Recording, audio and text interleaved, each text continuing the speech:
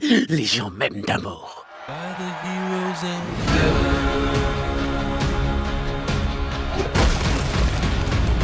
Merde. Salut à toutes et à tous, c'est Kronk et aujourd'hui on va revenir une dernière fois sur la saison 3 de The Boys qui s'achevait vendredi dernier sur Prime Video. Alors attention, ça va spoiler à mort, je parlerai ici pour tous ceux qui sont à jour dans la série et qui comme moi se posent des questions pour la suite et je vous donnerai surtout un petit avis global sur cette saison. Donc soyez prévenus, attention, c'est parti. Ce que je peux vous dire c'est que ça a été une véritable torture pour moi d'attendre chaque vendredi que mes épisodes soient livrés au compte-gouttes sur la plateforme. Mais à bien y réfléchir, je sais pas si ça a pas contribué à mon impatience et ma hype grandissante. J'ai pris un plaisir monstrueux à me jeter dessus chaque fois qu'un nouvel épisode était disponible. Donc c'est plutôt bon signe ça déjà. Ça faisait quand même un bon bout de temps qu'on attendait de voir la suite des aventures de Butcher et sa bande, toujours prêts à faire tomber les 7 et surtout vaincre le Protecteur, la pire raclure que la Terre puisse porter. Oui mais ça c'était sans compter sur l'arrivée du petit soldat dans cette nouvelle saison. Quel plaisir de revoir Jensen Ackles sur le devant de la scène, surtout avec un personnage aussi décalé et immoral, toujours borderline, prêt à faire exploser le monde si quelque chose lui déplaît, ou s'il fait une petite crise d'angoisse par exemple. Bref, c'est un nouveau personnage très dangereux, capable même de retirer leur pouvoir à d'autres super, comme Kimiko dans cette saison d'ailleurs. Quel plaisir de voir le Protecteur, disons-le, littéralement pleurer sa maman devant un autre super quasiment aussi puissant que lui. Et je dirais même qu'en fait, c'est un peu tout l'intérêt et le côté jouissif de cette nouvelle saison. Le Protecteur passe son temps à avoir peur, de plein de choses d'ailleurs, peur de perdre sa notoriété, que les gens ne l'aiment plus, même si ça ne l'empêche pas de faire des choses abominables dans son coin, hein. Stella qui balance à la fin de l'épisode Erogasme qu'il est monstrueux, sans pitié, ça le touche profondément et on sent bien que le vrai danger du personnage c'est son instabilité. On peut d'ailleurs le constater lors de la fameuse scène où il dialogue avec lui-même dans un miroir, absolument excellente au passage. D'un côté il est tiraillé par son côté humain, il a besoin d'attache, qu'on lui dise des choses gentilles, qu'on soit là pour lui quoi. On voit même dans ses yeux le regard d'un vrai petit garçon des fois, piégé dans un corps d'adulte, surpuissant et dévastateur. Son autre facette est totalement à l'opposé, il est froid, sans aucun remords et convaincu que les humains sont une sous-espèce, née pour être asservie ou tout bonnement réduite en poussière.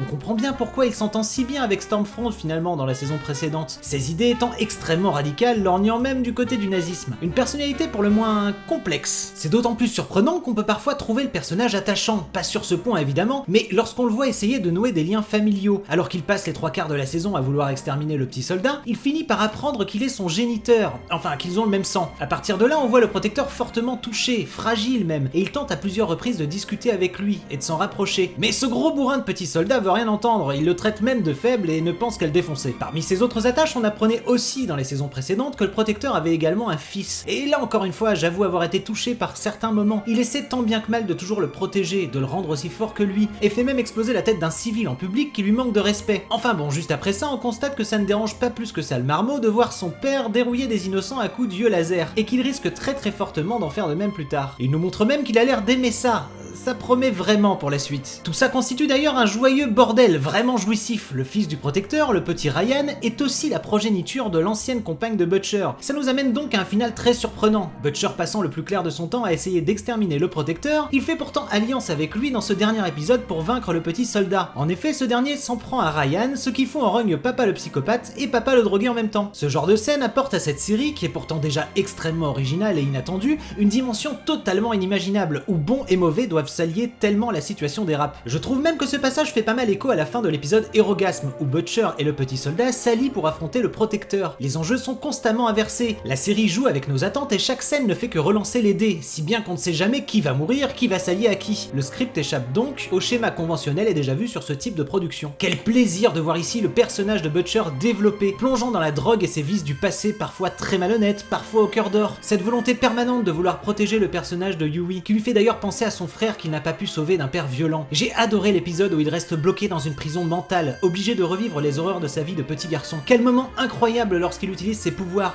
boosté au composé V pour la première fois. Il est froid, violent, sanguinaire et sans aucun sentiment. J'adore le fait qu'il ne s'aime pas lui-même lorsqu'il est comme ça, qu'il voit tous les travers de son père en lui. D'ailleurs, j'ai remarqué que beaucoup de personnages principaux étaient brisés suite à des problèmes de famille. Butcher et son père violent, ainsi que le suicide de son frère, le Protecteur et son père taré qui le dénigre complètement, Stella et sa mère qui lui faisait vivre un enfer étant gamine, Kimiko et la perte de son frère, Ryan qui tue sa mère et qui ne s'entend pas au départ avec son père le Protecteur, et qui s'entend de moins en moins avec son père de substitution Butcher. Bref, dans The Boys, la famille c'est le gros bordel. Le combo Yui et Stella fonctionne une fois de plus à merveille, le couple est attachant, bien développé et leur relation connaît pas mal de nouveaux tourments dans cette nouvelle saison. L'évolution du couple est vraiment bien ficelée, le fait que Yui décide enfin de considérer Stella comme un véritable personnage fort et plus comme une dame en détresse constitue une belle évolution. Les scènes de Stella d'ailleurs sont vraiment très cool, on sent cette volonté de faire passer au travers du personnage l'idée d'une révolte générationnelle, se rebellant contre les comportements sexistes et appartenant au passé. On n'est pourtant pas étouffé par un discours politique forcé, la série vise très juste et fait très bref, mais le message passe parfaitement bien. Et c'est ce qui fait d'ailleurs une fois de plus la force brute de cette nouvelle saison. Au-delà d'un gore à outrance et des scènes d'action impressionnantes, la série jongle avec l'actualité et ce qui fait débat. Le fascisme, les fake news, les mouvements féministes, l'image qu'on donne des stars avec les réseaux sociaux et la communication autour, bref, vous l'aurez compris, l'Amérique en prend véritablement plein la gueule.